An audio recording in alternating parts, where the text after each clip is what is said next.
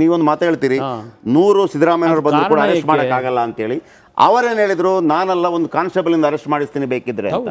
ಅಂದರೆ ನನ್ನ ಪ್ರಶ್ನೆ, ನೀವು ಸಿದ್ದರಾಮಯ್ಯನವರ ಹತ್ರ ವಿರುದ್ಧ ಮಾಡಿದರೆ ಅದು ದ್ವೇಷ ರಾಜಕಾರಣ ಅಲ್ಲ, ಅವರು ಮಾಡಿದರೆ ದ್ವೇಷ ರಾಜಕಾರಣ? ಈ ಪ್ರಶ್ನೆ ನಾನು ಕೇಳಿ. ನಾನು ಯಾವುದೇ ಕಾರಣಕ್ಕೂ ದ್ವೇಷದ ರಾಜಕಾರಣ ಅಂತಕ್ಕಂಥ ಪದ ಬಳಸಲ್ಲ. ಓಕೆ. ನಾನು ಈ ಕ್ಷಣದವರೆಗೆ ದ್ವೇಷದ ರಾಜಕಾರಣ ಅಂತಕ್ಕಂಥದ್ದು ಎಂದೂ ಬಳಸಿಲ್ಲ ನಾನು. ಓಕೆ. ನಾನು ನಿಮ್ಮ ಗಮನಕ್ಕೆ ತರಲಿಕ್ಕೆ ಬಯಸ್ತೇನೆ, ನಿಮ್ಮ ಮುಖಾಂತರ ನಾಡಿನ ಜನತೆಗೂ ತಿಳಿಸ್ಲಿಕ್ಕೆ ಬಯಸ್ತೇನೆ. ನಾನು ನಮ್ಮ BJP ಸ್ನೇಹಿತರ ಜೊತೆ ಸರ್ಕಾರ ಏನು ಮಾಡಿದೆ, ಮುಖ್ಯಮಂತ್ರಿಯಾದ ಕೇವಲ 35-40 ದಿವಸಗಳಲ್ಲಿ ನನ್ನ ಮೇಲೊಂದು ಆಪಾದನೆ ಬಂತು. ನಮ್ಮ ಅಂಗಪಕ್ಷದ MLCಯಿಂದಲೇ 150 ಕೋಟಿ ಗಣಿ ಮಾಲೀಕರ ಹತ್ರ ಕುಮಾರಸ್ವಾಮಿಯವರು ಕಲೆಕ್ಷನ್ ಮಾಡಿದ್ರು ಅಂತೇಳಿ ಫೋಟೋಗಳು ಬಂತು. ಚೆನ್ನಗಪ್ಪ ಅವ್ರ ಮುಂದೆ, ಭಾಳ ಚೆನ್ನಗಪ್ಪ ಅವ್ರ ಮುಂದೆ ದುಡ್ಡು ಇಟ್ಟಿದ್ದು ಇವೆಲ್ಲ ಬಂತು ಎಲ್ಲ. ಇಲ್ಲಿ ನನ್ನ ಮೇಲೆ ಆ ರೀತಿ ಆಪಾದನೆ ಮಾಡಿದ್ರು ಅಂತೇಳಿ ಇವತ್ತು ನಾನು ಆ ಪ್ರಕರಣದಲ್ಲಿದ್ದಂಥವ್ರನ್ನ ಕೇಳಲಿಕ್ಕೆ ಬಯಸ್ತೀನಿ.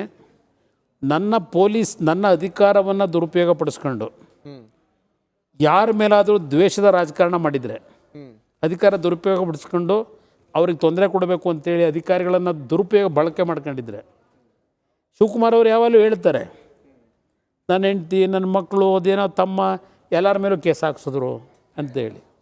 ಇವತ್ತು ಹೇಳ್ತೇನೆ, ನಾನು ತಾಯಿ ಚಾಮುಂಡೇಶ್ವರಿನ ನಂಬಿರ್ತಕ್ಕಂಥವನು.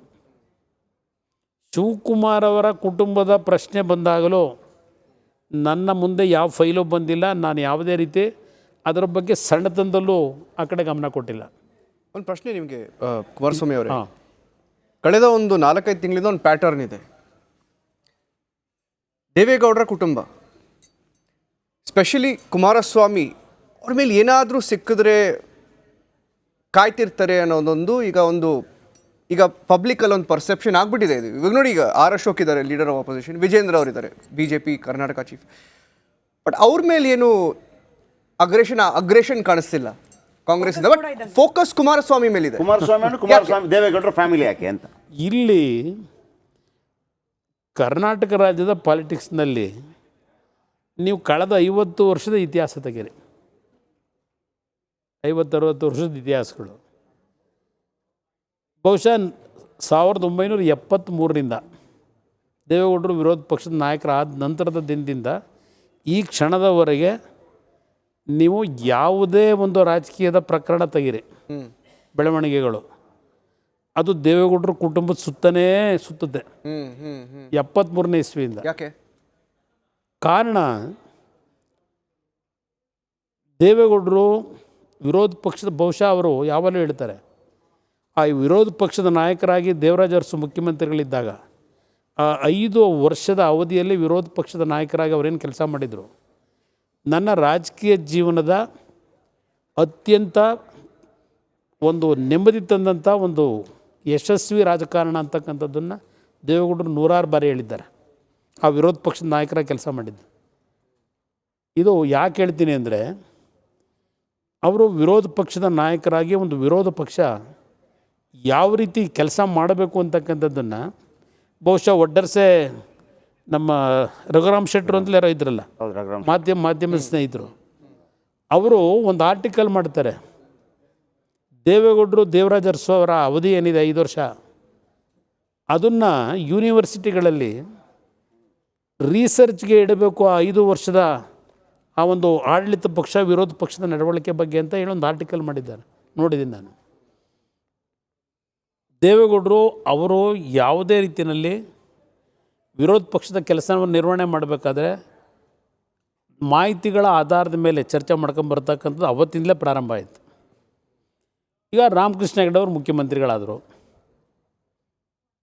ಅದೆಲ್ಲ ಯಾವ ರೀತಿ ಆಗಿದ್ದು ಅದೆಲ್ಲ ನಾನು ಚರ್ಚೆ ಮಾಡಲಿಕ್ಕೆ ಹೋಗಲ್ಲ, ಅವೆಲ್ಲ ಅಪ್ರಸ್ತುತ. ಈಗ ಅದಾದ ಮೇಲೆ ದೇವೇಗೌಡರಿಗೆ ರಾಮಕೃಷ್ಣ ಹೆಗಡೆ ಅವರಿಗೂ ಒಂದು ಭಿನ್ನಾಭಿಪ್ರಾಯಗಳು ಬಂತು.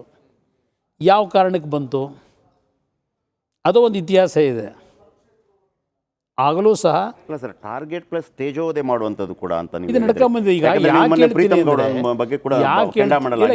ಅವ್ರ ಬಗ್ಗೆ ಚರ್ಚೆ ಬೇಡ. ನಾನು ಹೇಳೋದು ಜಯಪ್ರಕಾಶ್ ಅವರೇ, ದೇವೇಗೌಡರ ಮೇಲೂ ಒಂದು ಆಪಾದನೆ ಮಾಡಿದ್ರು. ಅದೆಷ್ಟು 500 ಸೈಟ್ಗಳು 600 ಸೈಟ್ಗಳು ಮೈಸೂರು CITನಲ್ಲಿ ಅವ್ರ ಕುಟುಂಬ ವರ್ಗದವರಿಗೆ ದುರುಪಯೋಗ ಪಡಿಸ್ಕೊಂಡು ದೇವೇಗೌಡರು ಕೊಡಿಸಿದ್ದಾರೆ ಅಂತ ಹೇಳಿ.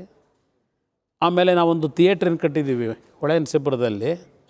ಅದಕ್ಕೆ CITಬಿಯಿಂದ ಇಂಜಿನಿಯರ್ಗಳನ್ನ ದುರುಪಯೋಗ ಪಡಿಸ್ಕೊಂಡು ಸ್ಟೀಲು ಸಿಮೆಂಟ್ ಎಲ್ಲ ಅಲ್ಲಿಗೆ ರವಾನೆ ಮಾಡ್ಕೊಂಡಿದ್ದಾರೆ ಅಂತ ಈ ರೀತಿ ಏನೇನೋ ಮಾಡಿ, ಆಮೇಲೆ ಕೆಲವು ಲ್ಯಾಂಡ್ ಗ್ರ್ಯಾಬ್ ಮಾಡಿದ್ದೇವೆ ಅಂತ ಹೇಳಿ ಇವರೇ ಬೆಳೆಸ್ತಂಥ ಒಬ್ಬರು ಪುಟ್ಸಾಮ್ಗೌಡ ಅಂತ ಏನಿದ್ರಲ್ಲ MLC ಇವರೇ ಮಾಡಿದ್ರು.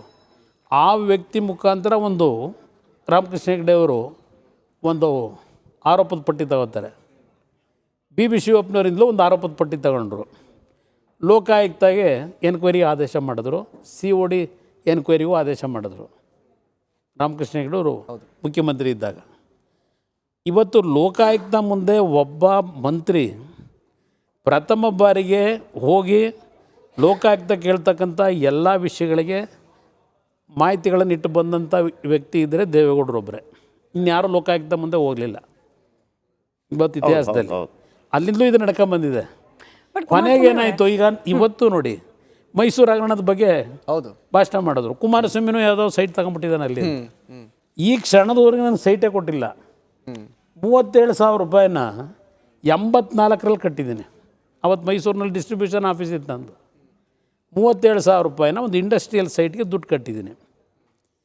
ಈ ಕ್ಷಣದವರೆಗೆ ನನಗೆ ಸೈಟೇ ಕೊಟ್ಟಿಲ್ಲ. ಕುಮಾರಸ್ವಾಮಿನೂ ಒಂದು ಸೈಟ್ ತಗೊಂಡ್ರು 600/200 ಅದೇನದು ಯಾವುದೋ ಒಂದು ಹೇಳ್ಕೊಂಡು ಏನೋ ಪ್ರಚಾರ ಮಾಡಿದ್ರು. ಮೈಸೂರಿನ ಒಂದು ದೊಡ್ಡ ಬೋರ್ಡ್ಗಳು ಬೇರೆ ಹಾಕ್ಸ್ಬಿಟ್ರು ಕಾಂಗ್ರೆಸ್ನವರು.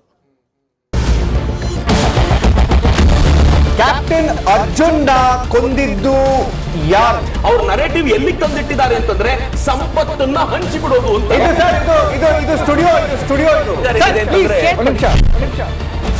ಟಿಪ್ಪು ಜಯಂತಿ ಮಾಡಕ್ಕೆ ಅವ್ರಿಗೆ ಖಂಡಿಸಿದ್ರು. Very nice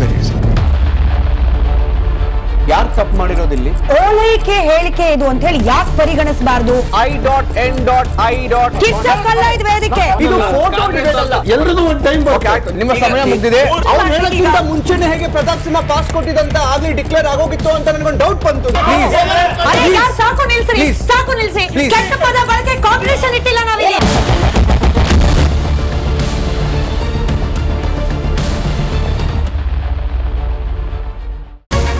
republic word app ಇದು ಕೇವಲ ಅಪ್ಲಿಕೇಶನ್ ಅಲ್ಲ, ಸಮಗ್ರ ಸುದ್ದಿಗಳ ಸಂಪರ್ಕ ಮಾರ್ಗಕ್ಕೆ ಕ್ರಾಂತಿಕಾರಿ ಬದಲಾವಣೆ. ರಿಪಬ್ಲಿಕ್ ವರ್ಡ್ ಆ್ಯಪ್ ಕೇವಲ ಸುದ್ದಿ ಅಪ್ಲಿಕೇಶನ್ ಪರಿಚಯಿಸ್ತಾ ಇಲ್ಲ, ಬದಲಾಗಿ ಡಿಜಿಟಲ್ ಸುದ್ದಿ ಬಳಕೆಯ ಹೊಸ ಯುಗಕ್ಕೆ ನಾಂದಿ ಹಾಡ್ತಾ ಇದೆ. ಇದೊಂದು ಬ್ರೇಕಿಂಗ್ ನ್ಯೂಸ್, ಪ್ರಭಾವಶಾಲಿ ಕಾರ್ಯಕ್ರಮಗಳಿಗೆ ಗಟ್ಟಿಯಾದ ನ್ಯೂಸ್. ಇಲ್ಲಿ ಕೇವಲ ತಾಜಾ ಸುದ್ದಿ, ಅದರ ನೇರ ಪ್ರಸಾರ ಮತ್ತು ಚರ್ಚೆಗಳಿಗೆ ಮಾತ್ರ ಅವಕಾಶ. ರಿಪಬ್ಲಿಕ್ ವರ್ಲ್ಡ್ ಆ್ಯಪ್ ಡೌನ್ಲೋಡ್ ಮಾಡಿಕೊಳ್ಳಿ. ಗೂಗಲ್ ಪ್ಲೇಸ್ಟೋರ್ ಮತ್ತು ಆಪಲ್ ಆ್ಯಪ್ ಸ್ಟೋರ್ನಲ್ಲಿ ಲಭ್ಯ.